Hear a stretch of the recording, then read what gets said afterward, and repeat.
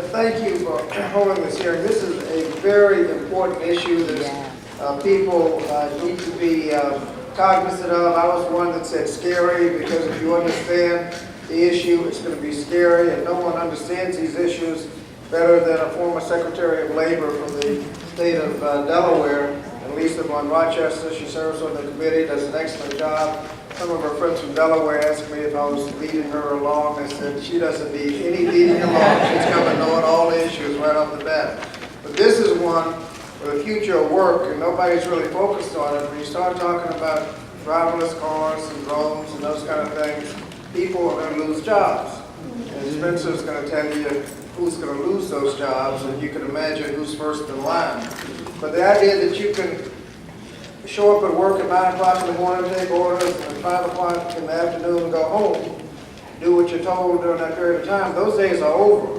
You've got to be innovative, you have to use technology, there are a lot of things you're going to have to do, and it's important that we understand how to be prepared for the jobs of the future. And there's one other little issue that's involved. Union density is drooping. People that think that the middle class wages that high school graduates were able to make going to the auto factory and these kinds of things, those middle class wages didn't happen by accident. They happened because union members are willing to go on strike and made the employers pay those wages. People in unions make about $200 a week more than those not in unions, and the union density is drooping. The majority is doing everything they can to sabotage unions, and so those middle class wages, the company is going to pay whatever they want to pay. You're going to have people going in low bidding against somebody else to get the lowest wage so they can get the job.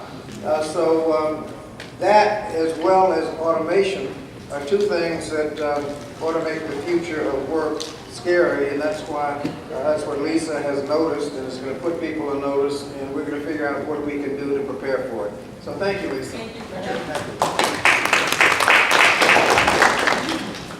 I again want to give a big round of applause for Bobby Scott, because Congressman Scott has taken the lead on some very tough issues. He speaks up, he speaks out, he does it with class and dignity and intelligence, and is so well respected, and so I want to give him some more.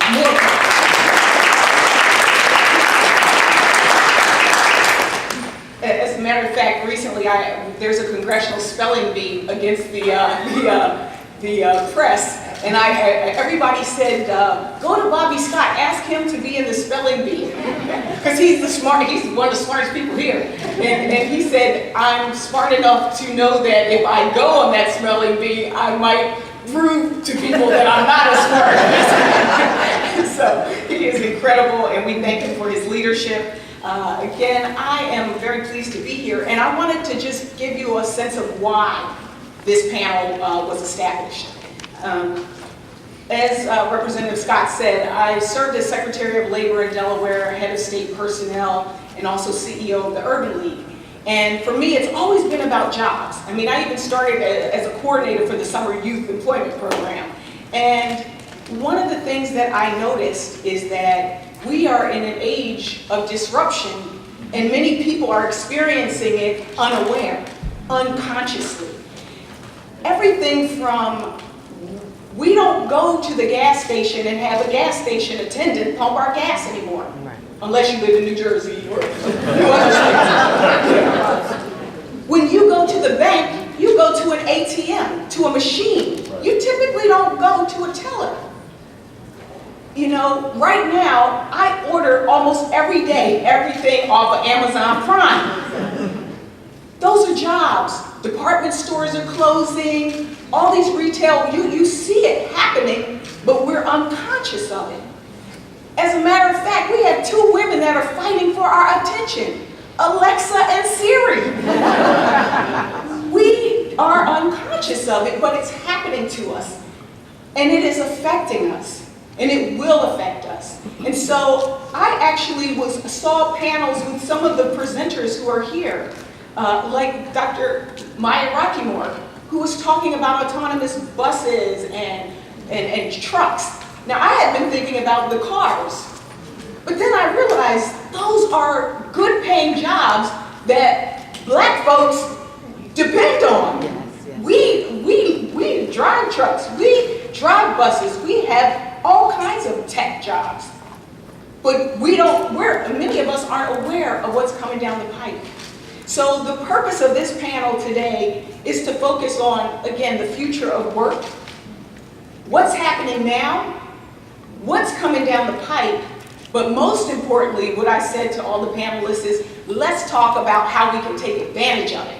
What are the opportunities? That's what we're really here today to talk about, our solutions. So those are the three main things. Number one, what's happening so that our eyes are open. It's been a bunch of conversation about staying woke. Well, we gotta wake up before we can stay woke. Right. So first is to understand what's happening. Second is for us to really think about what's coming. And then third is to think about how do we prepare, how do we leverage as small businesses, as individuals, as parents, as teachers. How do we leverage that as businesses? So that's really it in a nutshell. Again, I am so thankful to the panel, and what we're going to do is have them give some kind of a brief overview, a little bit about who they are, where they're from, but specifically about what's coming. What's coming for us? We're going to start there, and I'm going to start with Maya, because she actually is booked in 2 different rooms, so she's going to be jumping back and forth. So, and I wanted everyone to please pay attention to this great handout we have here, because not only does it have their name and their organization, but it has great photos of them. So with that, I'm going to start with Dr. Maya Rocky. Thank you, Congresswoman Blunt Rochester. I just want to say that she's relatively new to Congress, but she's already a leader on so many issues of importance. I'm friends with Governor Jack Markell, and he says that, you know, he speaks so highly of you, so much so that he recruited you to run for this seat and was putting all of his efforts and support behind you. And so we're all very proud of the work that you do. Congressman Bobby Scott, I thank you. You have been a champion and a supporter of the work that we have done at the Center for Global Policy Solutions for years, and I really appreciate collaborating with you. Congresswoman was not wrong when she says he's one of the smartest person, if not the smartest persons in the room, and so I have appreciated the partnership that we have had with you throughout the years and look forward to continuing that. My name is Maya Rockymore. I'm President and CEO of the Center for Global Policy Solutions. We are a think tank and action organization based here in Washington, D.C. We do work around the country. We focus on policy and research analysis, and research. We do programs across the country in the areas of health, education, economic security, technology, and civic success for vulnerable populations. And we focus at the intersection of race, class, gender, age, and place. So looking at the vulnerabilities of communities of color especially. So because we were curious, I mean, all of the data has been talking about, in the headlines on the news, have been talking about artificial intelligence, machine learning, deep learning, all of these, you know, seemingly new terms that seem exotic. And when you're talking about artificial intelligence, you know, we think about, you know, robots, you know, who are replacing humans perhaps. And certainly a world that is more Terminator-like than we have, you know, traditionally experienced. But this thing, that's sitting in all of your hands, or in all of your pockets, or purses, represents artificial intelligence, machine learning.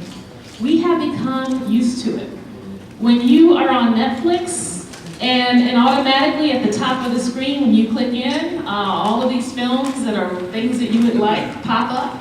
That is a combination of artificial intelligence and machine learning, where it is learned, the computer, the mechanism, the digital aspect of this, the artificial intelligence has learned what your viewing behaviors are, and they automatically pre-populate your screen to basically to make sure that you're getting the kinds of movies that you have liked in the past. When you use your voice recognition on here, it's using the same technologies. Facial recognition is now coming into play. And because we were very curious about the impact that automation would have on particularly driving and automated vehicles in this country. We did a study a couple of months ago. It's called Stick Shift, Automated Vehicles and the Future of Work. And the general data shows that approximately 47% of all jobs are expected to experience, in America, are expected to experience some form of automation.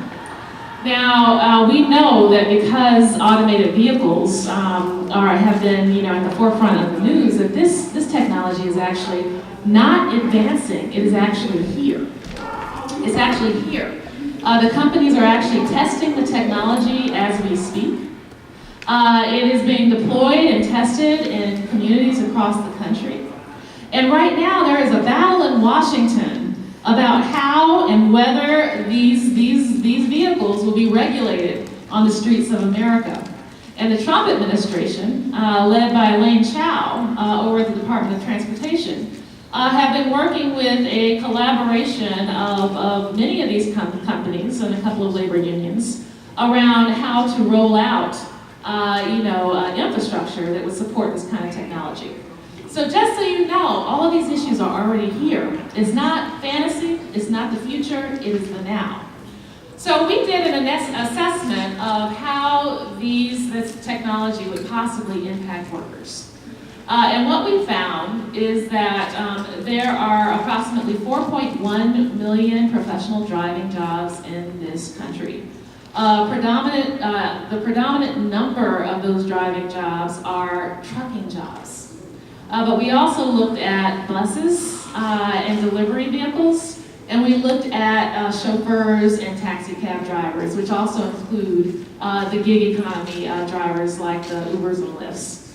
And so our assessment found that of those 4.1 million jobs, the vast majority of those drivers are actually white. And the vast majority of those drivers are actually men.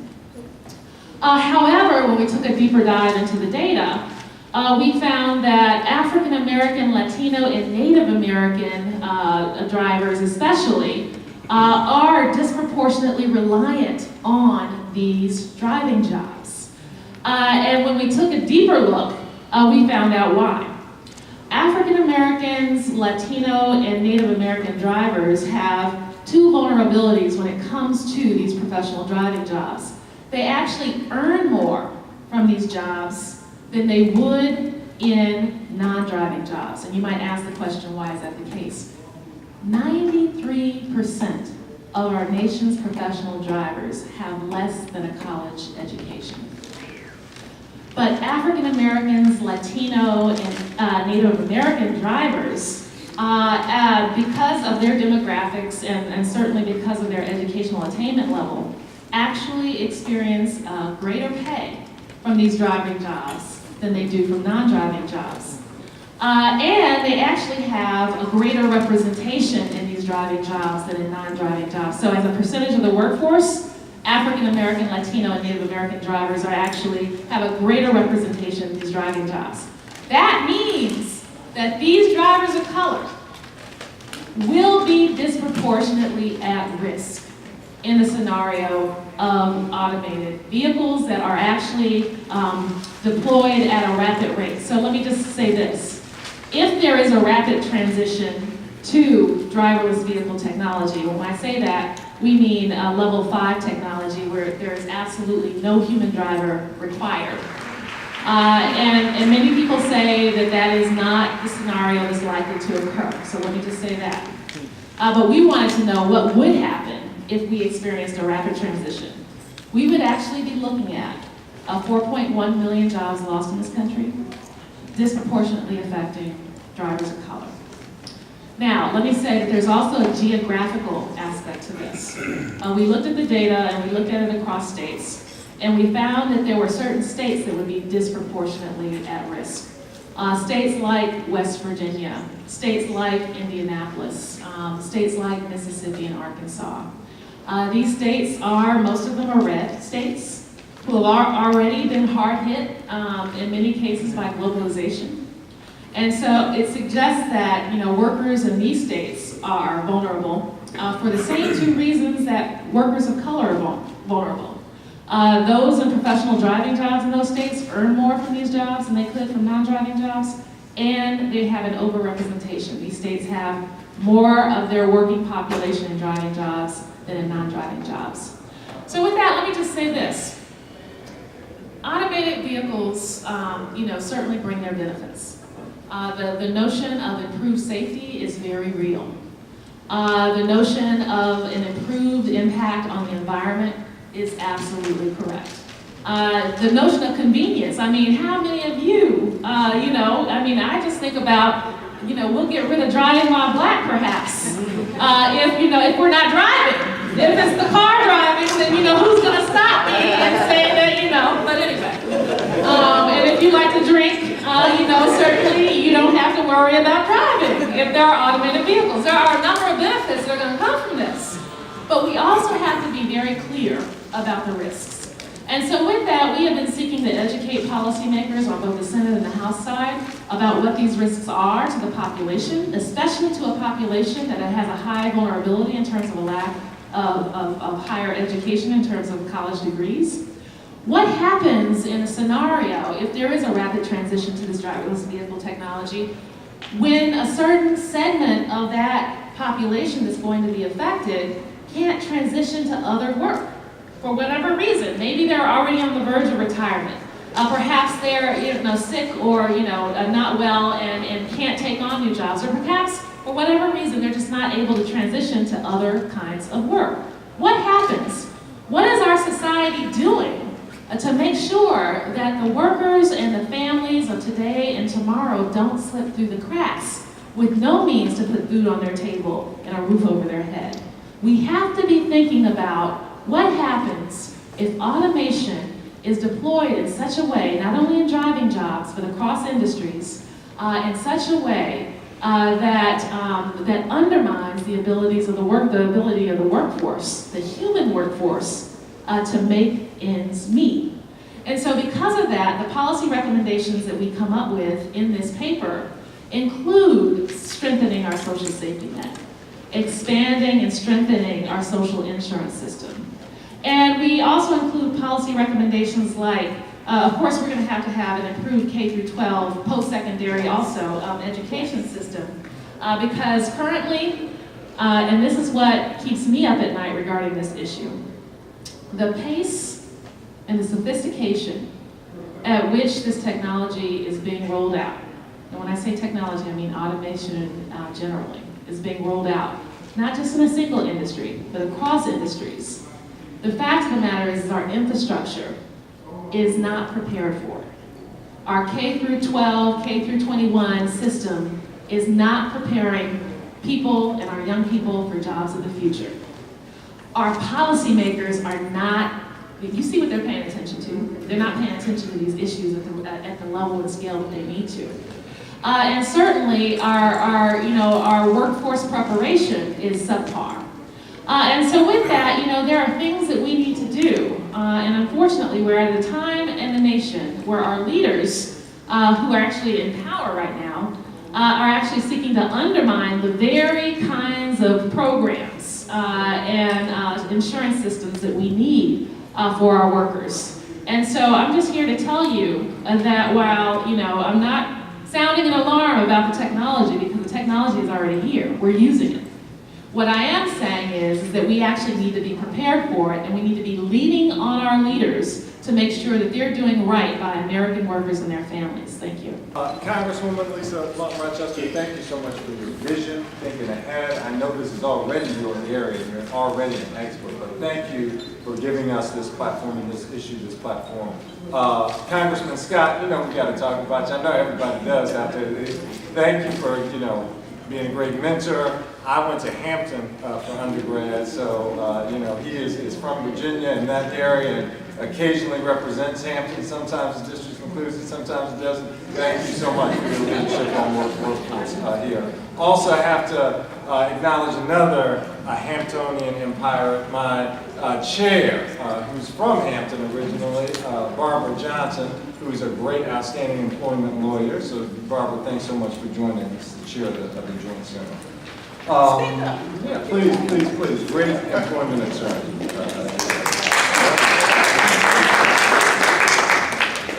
So, Joint Center, founded in 1970 to support Black elected officials. We've worked closely with the CBC for a long time. Right now, you see we're focused on the future of work. We are releasing some new data today. Here's the data in a nutshell. There's about 700 jobs that the Labor Department tracks, right? About 700 jobs. 26% of black people who work, 26% of black workers are concentrated in just 20 jobs that are highly susceptible to automation. And those jobs are on this front page. So an automation risk of 97% in terms of cashiers, that suggests, that 0.97 suggests 97% is what that means. This data, what we did is we ran, there's an Oxford study from 2 or 3 years ago, that 3 or 4 years ago, 2013, that classifies the automation risk of particular jobs. And we compared that to the number of black folks who are in particular jobs in the country from the Bureau of Labor Statistics. Now, this isn't just the black people. There are a lot more black folks who are subject to automation. These are just the 20 biggest jobs that will impact our community in terms of our economy. There are other jobs like telemarketers. There are only 21,000 black telemarketers in the country, right? But a third of telemarketers are black, over a third. And there's a 99% risk that automation will come into that area here, right? Flip side of the paper, basically jobs that have been deemed low risk for automation. So nurses, teachers, social workers, different types of jobs there. So happy to have an opportunity to release this information, but we look at the drivers, the cashiers, retail sales, laborers, cooks. These are jobs that automation, they're high risk for automation here. So now I want to just talk about a couple of important insights I think that we just need to be realistic about, because it's not all doom and gloom, right? One, this changing nature of work as opposed to the wholesale elimination of work, right?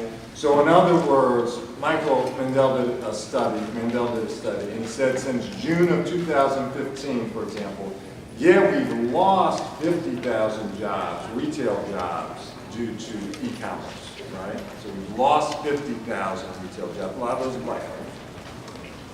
But we've added 160,000 jobs in terms of fulfillment centers and other e-commerce pieces, right? So my point is that this is about a shift in terms of the economy. Some people have said we're going to go to no one having a job.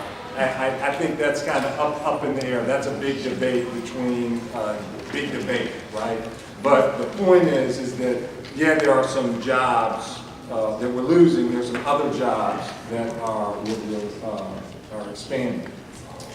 Another big point, though, and I talked about this a little yesterday when we talked about smart cities, is this rare opportunity that we have to not be at the back of the bus, but at the forefront here, right? And my analogy is another Hampton analogy, right?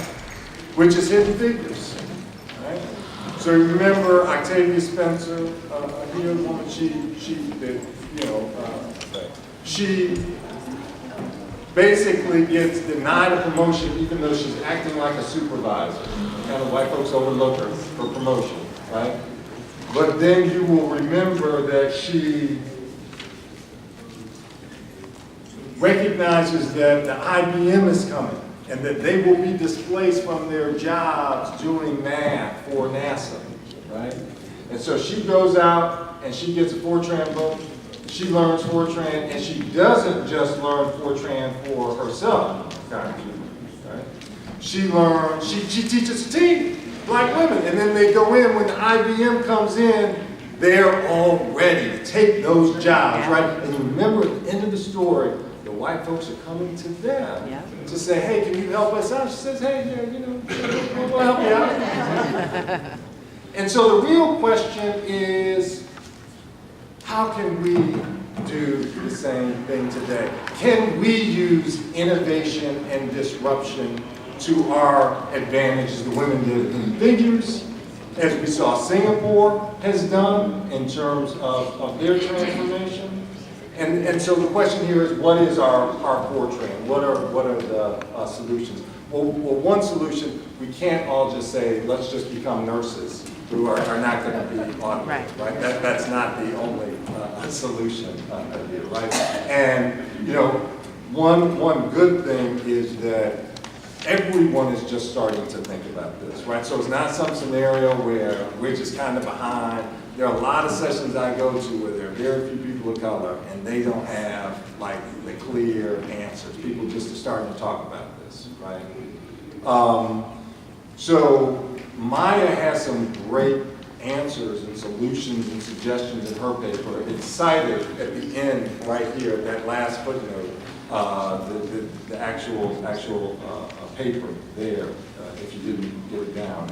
But some initial ideas, kind of this concept of lifelong learning and reducing the skills gap, right? So in many cities, there are employers who have needs, and they're not able to meet those needs in the area, right? So how do we both reduce the skills gap, and because of innovation and things are always changing, how can we kind of continue to learn, right? So that's kind of one piece. I think this other piece is this entrepreneurship piece, right? So yeah, I'm all for want to support folks who are hairdressers, not subject to automation, right? That's great. But entrepreneurs who have businesses that kind of can scale up here. So when we talk about startups, so you think about a new technology like 3D printing, right, that is creating something. So maybe a local manufacturer doesn't want to go to China for a part because of the time delay, but wants it made locally, and because you buy a 3D printer, you can supply that to the person. Or maybe you're a bricklayer, right, and you've got artificial intelligence is allowed for kind of robotic bricklaying, and you get some access to capital, you buy one of those, and so as opposed to having to meet payroll of 20 or 25 people, you and 2 or 3 other friends can actually be a subcontractor to somebody else, kind of laying bricks, a larger manufacturer. You can have that kind of business.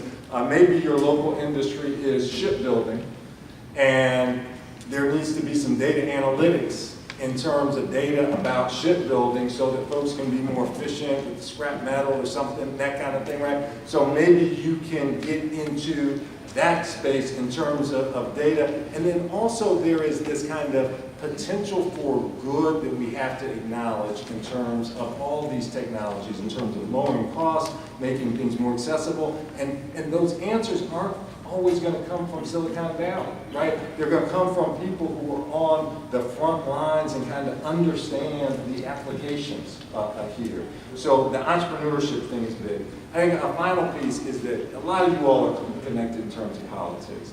And I think elected officials and corporate executives have a real responsibility to recognize that, we're not fungible as people, just kind of collateral folks who can be discarded. There's a real responsibility that folks have in terms of planning for a transition, right? How do we kind of reskill people? How do we give people some space to get some different skills? How do we focus on apprenticeships and other real tools for upskilling folks? And we're not just kind of cold and calculating and say, hey, it's just the bottom line piece here. So kind of, as I wrap this part of it up, I think the simple thing is this technology, there are a lot of improvements that are going to happen in society. And the question, honestly, is how do we ensure that African Americans do not disproportionately bear the costs of this technology, right? How do we ensure that racial disparities just don't increase because of these new technologies? And indeed, I would want us to be even more optimistic, right? And say, how do we use these new opportunities to eliminate some of the vestiges of the past and actually kind of leapfrog forward? So as opposed to folks saying, how can we fix these broken black folks and get them up to it? Like, we're focusing on our human potential, right? We're focusing on leapfrogging and going as far as we can go, as opposed to kind of the deficit mentality of just how do we get folks up to the average standard. So thank you so much. What is so great about this conference is it is about the substance. And so to hear you share this data and come at it from, like we said in the beginning, this is where we are today, but here's the potential for where we can go in the future.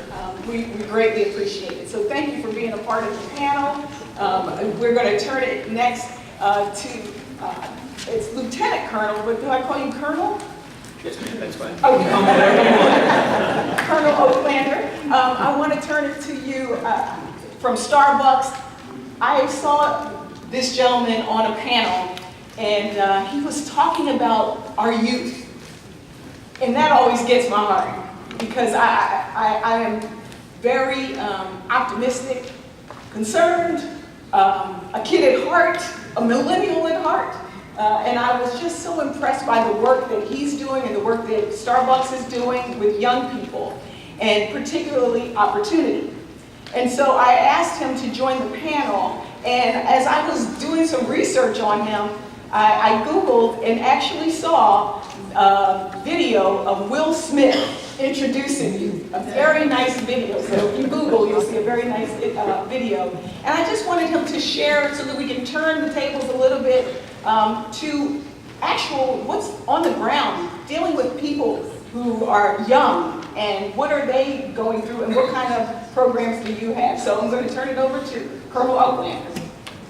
Give him a round of applause. So much, Congresswoman Blunt Rochester, distinguished leaders of the Congressional Black Caucus, fellow panelists and guests. As she said, I'm David Oaklander, the director of the Opportunity Youth Initiative for the Starbucks Coffee Company. It is an honor to talk with you about the Starbucks commitment to hiring young adults, 16 to 24, who are out of school and disconnected from today's economy. I'm humbled to lead this initiative, but my path here has been, as was indicated, a bit circuitous.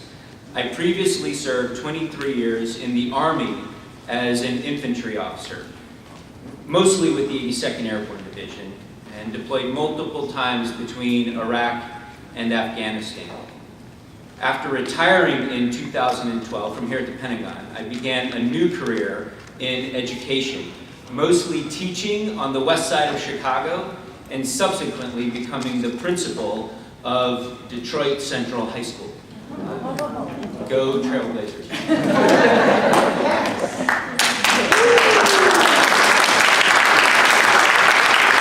In Chicago and Detroit, as in the military, I saw the unmatched resilience and character of our American youth.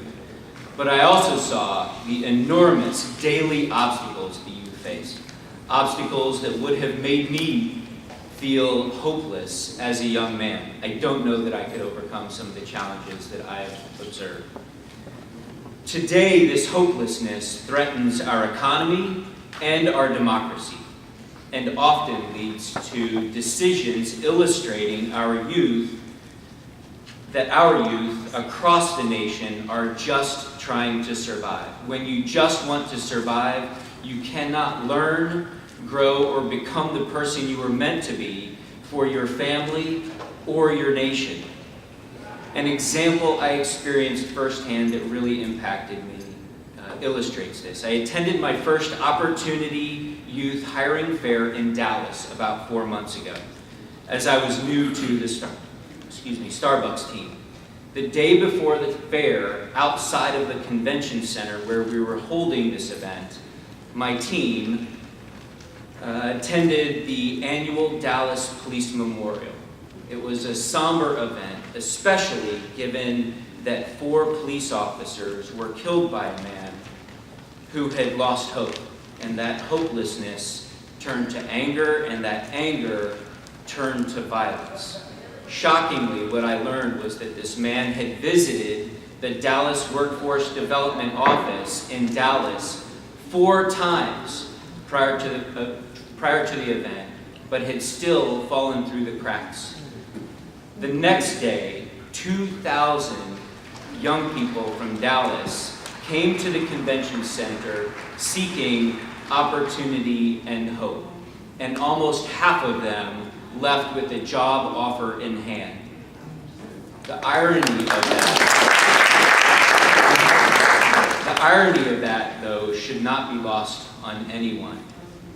In response to this hopelessness and the injustice reflected in places across America like Dallas, Ferguson, Missouri, Baltimore, and others, Starbucks helped launch the 100,000 Opportunities Initiative in 2015. This is the nation's largest coalition of employers focused on creating employment opportunities for young adults. To date, Starbucks has hired over 40,000 Opportunity youth. Our new partners are standouts in their stores, where their retention and excellent service have been proven, and they have amazing enthusiasm to serve their community. That only comes when you have an opportunity to make a difference. But our commitment to Opportunity Youth doesn't end with the job offer, because their barriers don't go away when we hire them. Oftentimes, this is the first job for our new partners. So we help them build power skills like discipline and time management and teamwork. Starbucks also offers health insurance and a 4-year college degree in 70 fields of study, tuition-free. At Arizona State University, for all of our partners working only 20 hours or more, so part-time. Currently, 20% of those enrolled, of the 7,600 participants enrolled, they are studying in the STEM fields. However, as an educator who brought a technology innovation incubator into my high school in Detroit, I learned that while we must radically reform how and what we teach students, the basics are still essential. We will never get a young person to access technology, automation, and artificial intelligence if they cannot persist in school and learn to read. A 5th grade reading level is essential even for entry-level positions. Skilled jobs like what we're talking about have even higher demands. This is why we expect our Pathways to Success program to be groundbreaking. It meets our partners where they are, and the intent is to help them rebuild academic foundations before they seek access to college programming. What we had found was that 1 in 5, as they applied to our college achievement program, were not ready for college. We are also establishing a mentoring and leadership program to expand the networks and opportunities for our youth, but also to help reduce the stigma around illiteracy and mental health needs related to personal trauma. At the end of the day, Starbucks is stronger because of the tremendous young adults that we're hiring. We also recognize that we are a beginning for our partners, and their dreams often lie beyond the green apron, and that's just fine. That's why we don't have any strings attached to our college achievement program. We want the youth to leverage Starbucks as a bridge to their future success in science, technology, entrepreneurship, or whatever field they want to succeed in. Finally, as I mentioned earlier, this last Wednesday, just a couple of days ago, we held our 6th hiring event here in Washington, D.C., with over 35 employers and over 40 service organizations available to the youth to help them get reconnected. Leading into the day, we had 6,800 youth registered for the event. By the end of the day, over 1,000 were extended an employment offer. 400 alone by Starbucks. While these are incredible and exciting, record-breaking statistics from the fair, we acknowledge that the hardest work began on day 2, on Thursday, when the young men and women who we hired needed to be on-ramped, or if they didn't get a job, they needed to be connected for more training and development so that they could become job ready. And we're absolutely committed to this ongoing work. We will remain committed to that. In the end of the day, we as a coalition, the 100,000 Opportunities Initiative Coalition, are committed to hiring 1 million opportunity youth, 1 million opportunity youth by the year 2021, and we will help begin and create multi-generational change across America. Thank you.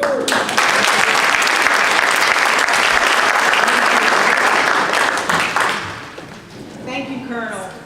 Now you understand why I invited him to be on the panel. To me, there is a strong connection between youth, education, having that opportunity, and as you said, that might be the first job that leads to something else. I started at McDonald's. All right. And look at me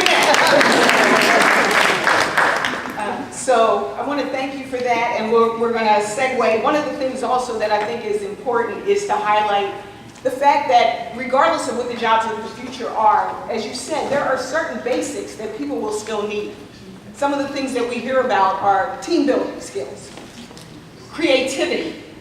These are things that not necessarily will an autonomous car be able to do, but those kinds of things, the soft skills, are also important, and just having that first opportunity. And then also, just to echo what Spencer said, the whole focus on entrepreneurs and small businesses. Small businesses are the backbone of our country, and so instead of thinking of this as we're afraid, we can think of it as what are the opportunities that come as a result of climate change? Are there things that we could be doing? But it requires our young people to be well educated, and for all of us with lifelong learning. Back to what Maya said as we transition. And so last but not least, we are going to hear from this speaker I heard at a Future of Work seminar, which was incredible. I'm on a caucus called the New Dems Caucus, and it's a real focus on business, and so I really wanted to have you kind of round it up and wrap it up as you talk about the Future of Work initiative that you're doing at the Aspen Institute. Ladies and gentlemen, Alistair Fitzpatrick.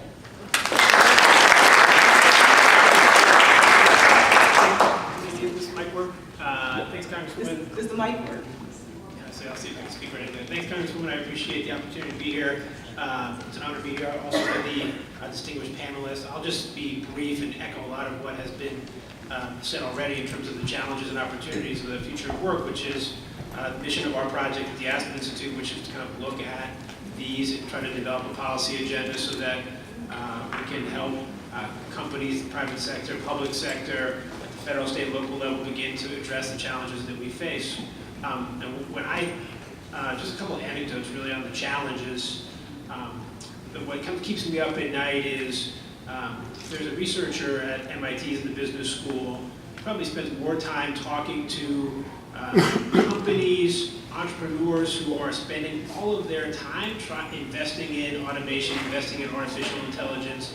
And the conclusion that he drew from that is, if you look at where we are right now, if you are an average worker, the skills that you have, really you are in the worst possible position that you could be as a worker in our economy right now based on just having average skills. So it highlights because computers, robotics, AI, what they are doing in terms of acquiring data is trying to simulate the skills that average workers have. Routine jobs that don't involve cognitive skills are the jobs that robots and automation will do. So again, if you are an average worker with basic skills, you need to figure out how you can upgrade your skills so that a robot cannot do your job.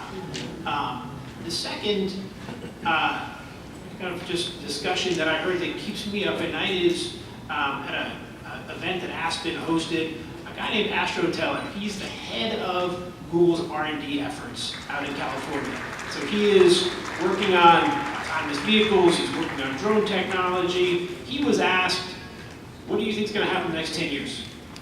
He said, his answer to that question was, I think the amount of change that's going to come in the next 10 years will be equal to the amount of change we've experienced in the last 30. And this gets to some of the points that were made earlier. The pace of change based on what AI can do and based on where automation is heading could effectively, in the next 10 years, think back to what the world looked like 30 years ago, and imagine that amount of change over the next 10 years. Now, he could be wrong, but he could be right. And I think that, frames the challenge, and I think gets to Spencer's point about all the various types of jobs that could potentially change pretty dramatically. It may not happen this year or next year, but there is billions of dollars that are being invested around the world, not just the United States, China, India, in Europe, to automate jobs and to use AI to do things that humans can do at lower cost. So it just frames the challenge that I think invites why it's encouraging to see so many people here and encouraging to see the Congresswoman and everybody up on this panel focused on how we deal with it from a policy perspective. Now the opportunities, and I just echo what the Congresswoman just said. So the CEO of Etsy. Etsy is an on-demand platform that allows people who make arts and crafts to effectively sell them all over the world. He said, hey, automation is changing everything in our society. The one thing it cannot do is be creative. So it highlights the importance of trying to figure out ways to encourage people's creative skills and monetize them. The second point is a really interesting article that Tom Friedman wrote about Airbnb. Airbnb obviously has done well as a home sharing company, but they've now moved into a completely different line of business, which is trying to encourage people to use their skills and passions to provide services to people. So giving people experiences, if you're an expert in Greek history, if you're an expert in jazz music, how do you give a tour of the city of Detroit, right, for people who are coming to Detroit, in addition to sharing your home? Right? How do you effectively use the skills, unique background that you have to effectively provide another source of income that, again, you've never really been able to do through any of these other platforms, but Airbnb is now giving you that opportunity. So there are many different opportunities, but it's worth remembering that the technology that's being developed is also creating some new and different opportunities for people to use their individual skills to earn income in ways that you could not 5 years ago. So from a policy perspective, and I think I'll just try to go quickly through it. One of the big challenges to me is to reimagine both kind of the education system and the training system, because both are failing in their ability to kind of meet people where they need to be in the workforce. So 2/3 of jobs today require a post-secondary degree. We're here in Washington, D.C., where 60% of kids graduate from high school. So we're just dramatically failing in terms of providing kids the opportunity to graduate, just simply to graduate from high school and enter the workforce and receive most of the jobs that are available today. I think you can start at the beginning of the education process and go all the way through with the reforms that are necessary. Take a look at early education.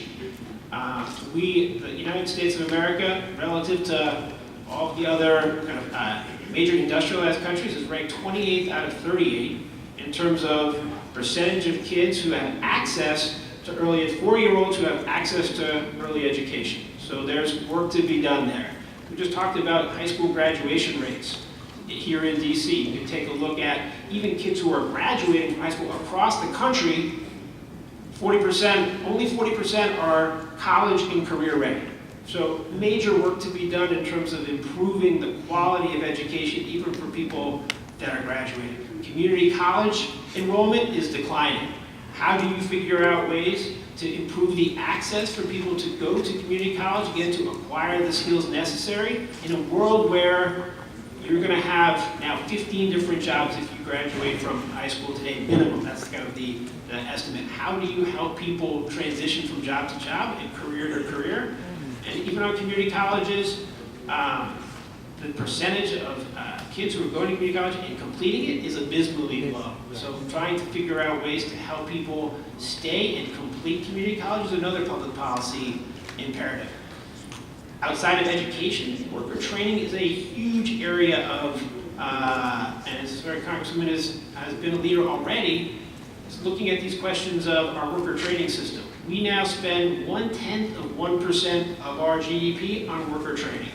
That is third lowest among industrialized countries. So only Mexico and Chile spend less than the United States on worker training. That amount that we're spending as a country on worker training has been cut in half over the last 30 years. And as you can tell from the most recent Trump budget, the direction is going south as opposed to north. In the private sector, there's shining examples like Starbucks and Walmart, some big companies that are making incredible commitments to individuals and training their workers in ways that have not happened in the past. But the trend over the last 20 years has been private sector investment in worker training has dropped by 1/3. So you have both public sector and private sector disinvestment in worker training at a moment where skills are at a premium. Both the public sector and the private sector should be increasing the amount that they're investing in skills for their workers, partly because the value of skills has gone up and the time on which your skills are current is going down. If you learn, the World Economic Forum estimated by 2020, like 2/3 of the skills that are being used will become outdated. Now, that is a scary prospect for a lot of workers in our economy. Outside of the education and training, I do think these programs that help people who are displaced, so if you lose your job, you can receive unemployment insurance. In many states, that is 10, 12, 15 weeks of a small paycheck. It doesn't do anything in terms of education, training, or any assistance in terms of identifying high growth areas where you can actually get a job. So reimagining unemployment insurance. There's another program called Trade Adjustment Assistance, which helps people who've been displaced by trade. It does nothing for people who have lost their job due to automation. So it makes no, what's particularly absurd about it is look at manufacturing over the last 30 years. Manufacturing has dropped by 1/3 in terms of total employment. Most of those job losses have taken place because of automation, not because of trade. So reimagining a trade adjustment assistance program where at a minimum you're expanding the ability to qualify based on the fact that you've lost your job due to automation seems like a worthwhile policy enterprise. So making work pay, I'll just say two seconds on that. 50% of this country now works for less than $17 an hour. So figuring out ways to increase the minimum wage, increase your income tax credit so you can make work pay is another important component, I think, of trying to help people adapt to what the future of work is going to look like. So I'll leave it there. Thanks for taking the time. I also had someone from Microsoft that was, oh, that's great. Did you want to say a word about Microsoft? What you're doing? 1 second. 1 second. Not for you, but one second for everybody else. One, I just want to say I have Stand up and introduce yourself. Stephanie Peters, I'm the Director of Federal Government Affairs for Microsoft. I have been a personal fan of the Congresswoman. She doesn't even know. I sit on the CBC PAC board and they bring candidates. And when they brought her as a candidate, I was so wild that I followed her, I pushed supported her, I went to her district on election day. Yes. So the data analytics, I'm using it. But no, because I started my legal career at the U.S. Office of Personnel Management, so I know how important jobs are. And so when she was coming to Congress with her background personally for me it was important, and obviously it's important for Microsoft. I will say I agree with all the panelists. Microsoft is trying to, the impact of automation and our software and data analytics and AI, we are trying to partner and be real global community partners and support programs. I definitely want to talk to our State of Washington colleague from Starbucks to see how we can partner, and I want to thank everyone else for all your comments. The last thing I want to say is one of the most important things is the entrepreneurship. African Americans have had small businesses. My parents had 2 or 3. Microsoft, biggest customer is the US government, but most departments we don't sell directly. It's through our small and medium-sized businesses that contract with the US government. Our sales team does not go into the Pentagon to sell. So understanding if we can empower our youth to get the jobs, to be creative, to start their own app, to start their own business online, that's really where it's at, because all of our large businesses are partnering, with them and getting the skills to do that. So thank you. Thank you. Now, everybody, questions? Ask a question, because we only have a very limited amount of time. So make it a question, not a speech. I know now. A cook is going to go away. It'd be like people believe that somebody's got to cook. Right. I think that's a good question. We didn't do that study. I'll just quickly say that, the Michael Mandel study that I just referenced, where he said retail's lost 50,000 jobs, but that, e-commerce has picked up some jobs. So kind of as an example of some job loss. But I'll definitely take that as feedback in terms of the future and sending a message to people. So thank you. Just a quick, before you came in, one of the things that I was talking about is just how we don't even notice that some of these jobs have gone, because people don't pump our gas anymore. We don't go to tellers anymore. We've got all kinds of things that are happening around us. And even for cooks, there are automated processing of food that cooks food. Even for crops, I'm on the agriculture committee, I'm on education and workforce and agriculture. Even for picking tiny berries and things, there is now automation that does that work. So you're right. That's one of the purposes for this panel, is to say, if this is happening right around us. Ian's got. Sorry. My name is Greg. I just moved here from Silicon Valley. One of my jobs is I'm a venture capitalist. JetBlue is one of the companies. Starbucks was mentioned first. Yeah.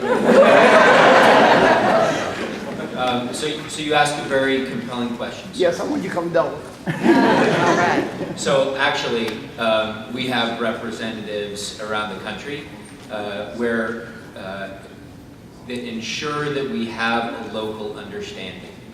And at our fair here in DC, one of the leaders of that was Mr. Philip Laws, who is our regional director, who owns Washington, D.C., all of our operations and beyond. He and his wife are here. And what I will tell you, sir, is that Starbucks has a very organic and driven passion to do this work. And we really believe in it. However, we are only one company. That's why we have reached out to a coalition to do this work. We are only going to get to 1 million youth of the 4.9 million that are disconnected in our country through this coalition. So it's got to be a lot of other companies that step up and do this and understand that it is investing in our future. So will we come to Delaware? I think we're already there. Will we ask other companies to step up and really focus on opportunity? Yes, and I know that Microsoft is one of our coalition members, but I think we all need to think about other ways that we can serve and employ young people in these circumstances. Can I just quickly, I definitely want to, just quickly, I really think it's incumbent upon the folks who are in this room, elected officials, corporate folks, other people, to take the lead to kind of make it easy for this young, as opposed to assuming He's going to read some reports, some data that we put out, etc. Creating an environment where there is a good paying job and there are incentives and he has a way that's feasible and fits from an economic standpoint to go to a technical school or to do something, right? It's really upon us, it's not easy to kind of design the system that if he's willing to kind of get in there and try, we got a path for him. So I just think that we really need to step up to the plate about that. It's the systems piece, right? I think there's some places like Germany, we talked about Singapore, some other places that really have this down, and certainly the United States should, but I'll tell you, the United States is not. You know, there are places in Delaware and places in Newark, in Detroit, in Memphis, and Atlanta, that the Joint Center is committed to ensuring take those steps toward the future. There may be some folks who believe that we need to, you know, focus on coal or go back to some old jobs. Our communities need to focus on the future. I have one additional thought. One of the things that we are thinking very closely and deeply about is what are the barriers that are keeping young people from accessing, maybe not directly into some of these advanced jobs, but as a pathway, finding bridges. So we look at the biggest barriers that we hear about from youth all the time are housing and transportation insecurity. Transportation, number one. Transportation, yeah. Now, I will also say that I think there are a lot of unspoken issues that young people deal with. Literacy is one of them. A lot of people will walk away from a job and they will never say, I'm walking away because I can't read the instructions, because there's a lot of shame associated with this. That's why we're really focused on mentoring, because a mentor was the one who convinced me, hey, Oaklander, you need to talk to somebody because of all the things that you have dealt with in Afghanistan and Iraq, and raising my hand to say I need help is a sign of power. And I think that our youth really need to start to understand that they need all of us to step up to be those mentors who will help guide them through that. So, guys, last question. I haven't had my hand up a long time. Sorry, Deb. Last question with the lady in the back, and then we're going to do the word thing, and then these speakers are going to be available to chat with you guys, but we're trying to be respectful of your time. So, Ian, last question back there. Okay, thank you. First of all, I want to ask if where can I find the data that you had recited earlier? But also, my name is Dolly McDonald, and I'm running for Congress in Utah 4th, but I have a technology background, so I see all these changes that are happening in technology. I want to know if you think, what is the impact that you think all this automation is going to have on the future of capitalism?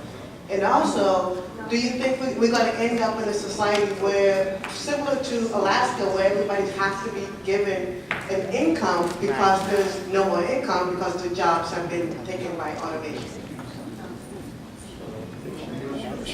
I'll go quickly. I think we're at a fork in the road. I think that is the right question to ask. I think if we make the right policy choices in the public sector and the private sector, to the points that were made here during the panel, make the right decisions in terms of investments in education, training, making work pay, promoting entrepreneurship, I think we have a chance to be able to use automation and kind of capture the opportunities of it as opposed to being overtaken by the challenges of it. And I'm happy, I'll give you a card and we can. I just want to follow up on that. That question that you just asked has been one of the things that spurred this conversation today. I was sitting on a panel about the future of work, and half the people were afraid, doom and gloom, and the other half were talking about all the potential and the opportunities. We are at a crossroads right now. As you mentioned, in some scenarios, it could be that there is a wage that people receive and then are able to be creative and use technology to live their lives. There's also the issue of benefits. We are used to a society where you have your health benefits. Your job is not just a job. It usually entails your retirement, your benefits. Those things have changed. They're changing right before us. And so the whole notion of making sure that we even have health care and don't have to worry about it if you change your job. is very important right now. We are at a pivotal place. I love the word reimagine. That was the word that was used. And so what I encourage you to do is reimagine, not just the education system, not just our jobs, but yourself. Reimagine, where are you right now? Where do you need to be? What can you be doing to help prepare somebody around you, to help prepare yourself? This job for me was a reimagine. Reimagine. When I look at this, I don't look at it as glass half empty, glass half full. I look at it as, I'm glad I got a glass. We need to take the information, be aware, spread the word. I am so thankful to see. I dreamed that there would be 5 people maybe in this room. I'm just saying, and P. Diddy is not in this session. Y'all are pretty good. But to see you here means that we can spread the word that this is not just coming, it's here now. And how do we prepare? All of us. Not just our kids, all of us.